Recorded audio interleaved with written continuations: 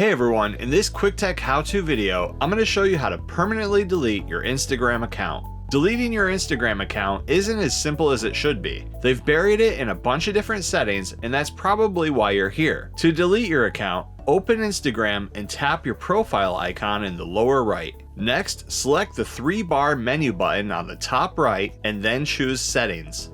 In here, tap Help and then Help Center. This will then bring up the Help Center in a browser-like window. From here, choose Managing your account. You will then see Delete your account.